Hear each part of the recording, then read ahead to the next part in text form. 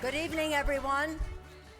Stephanie, thank you very much for your great leadership, for your political astuteness, and for bringing us all together this evening so that we can come together and say, now let us praise great women. Let us start with Stephanie Schirach.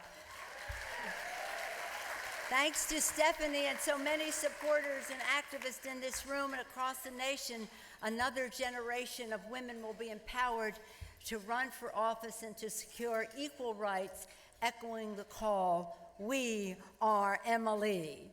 With the leadership of Emily's List, the outlook for women candidates today is bright. Yet we all remember a time when that wasn't the case. We remember a time nearly 3 decades ago when few women had a seat at the table, and few women held positions of power and influence in public life. But that's when Ellen Malcolm got to work. Ellen Malcolm, where is she? She gathered a group of dedicated, determined people in her home, and everything started to change. Emily's List was born. Women gained a new ally and a source of support to put themselves forward and lead the fight for equality. An entire generation could stand strong and proud to declare, "We are Emily." And I'm here to say, on behalf of the House Democrats, congratulations to Emily's List. And thank you to Emily's List. Because of you, the House Democratic Caucus is a majority of women, minorities, and LGBT community members. Isn't that remarkable?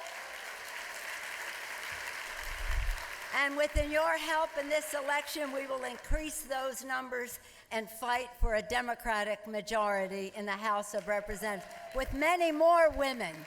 A majority of our frontline candidates are here, and they are women. I want to salute all of my House Democratic members and candidates who are here tonight. Tonight, we honored, all right, let's hear it for the House Democratic members and our candidates, and you'll be hearing from some of them. Tonight, we honor 2 dear friends and colleagues from my great state of California who will receive, as has been mentioned, the We Are Emily Award. Before I do, though, I want to say something about a very special colleague who was here, and that is Gabby Giffords. Gabby, when she... Talk about great women.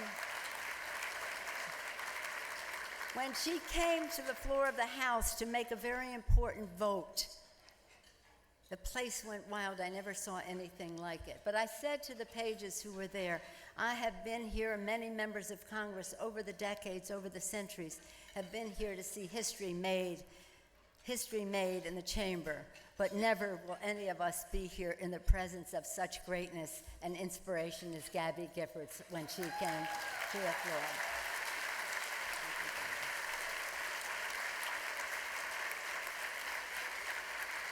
And I congratulate Stacey Abrams for her wonderful award tonight. These 2 women, Gabby Giffords, Stacey Abrams, the faces of the future of American government and politics. Tonight, this is really a very personal honor for me, as Roz Wyman and Nancy Zirkin and Cindy Horn know, and I congratulate them for making this such a success. To honor Dianne Feinstein and Senator Barbara Boxer. They are Emily because they know what it takes to go first. As has mentioned by Stephanie, they are Emily because they formed the first all-woman Senate delegation in American history. They were Emily because they refused to accept not only glass ceilings, but marble ceilings, and they have led the charge to break through with them. Let me talk about Barbara Boxer for a moment, my dear friend. She was my colleague in the House of Representatives for a number of years. So I saw firsthand the pioneer, the trailblazer that she was, always willing to go first to strengthen working families from representing our Bay Area and to protect the environment across our California and our country. But I want to tell you this story. So they were debating on the Senate floor the Civil Rights Bill. A revision of the Senate Rights Bill. This is around 1991, something like that.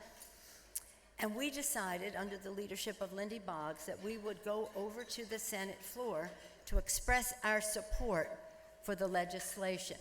House members have floor privileges in the Senate, used very sparingly, but this was a special occasion. So we go into the Senate, and one senator who shall remain nameless but no longer there, and I think that day sealed his doom, says to us, "Stand over there, get out of the way." So I was being a newer member, I'm obeying, I'm getting back, and they're saying, "Get against the wall." And we're shocked. I'm saying, "Don't you know that this is the great Lindy Boggs, one of the greatest people to ever serve in the House of Representatives?" "Get against the wall," he says. So I said, "Barbara, Barbara Boxer, I'm as far against the wall as I can go." And I said, "But you're way out there." She said, "I'm not moving."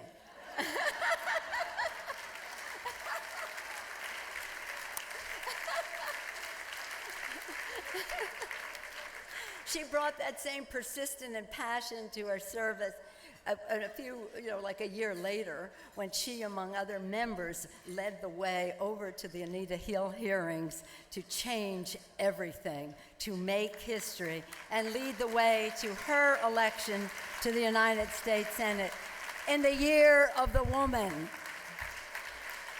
Let's say this about Barbara.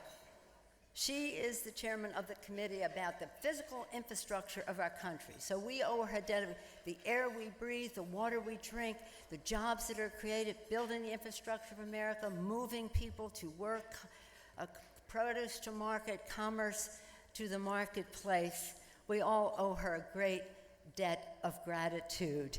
And just personally, politically, officially, in every way, I could never say enough to sing the praises of this great woman, Senator Barbara Boxer.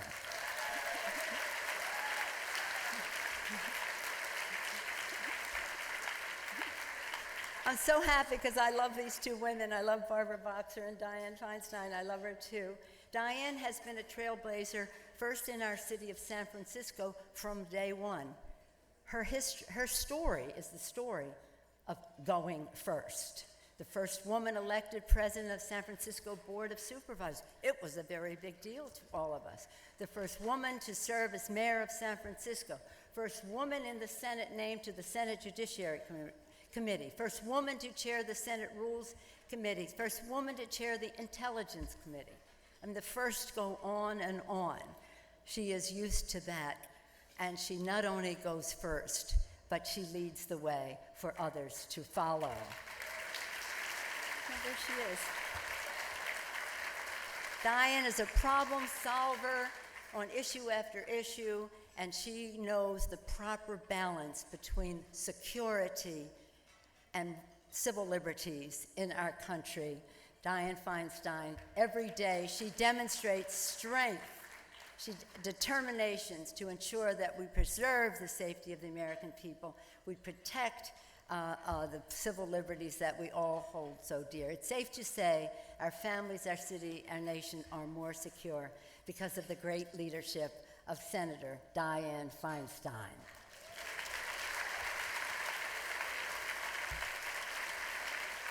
Together, these leaders represent the best of Emily's List for their accomplishments and their records, but also for how they paved the way for a new generation of women in Congress and in national office. Few leaders embody that spirit more than the two great leaders that we honor in the first part of our program, and then the other leaders we honor later. But right now, it is my privilege to, in some ways, present to you, I know we've all introduced them over and over, Dianne and Barbara, by way of calling your attention to the screen. Thank you for this honor, this personal privilege to welcome you.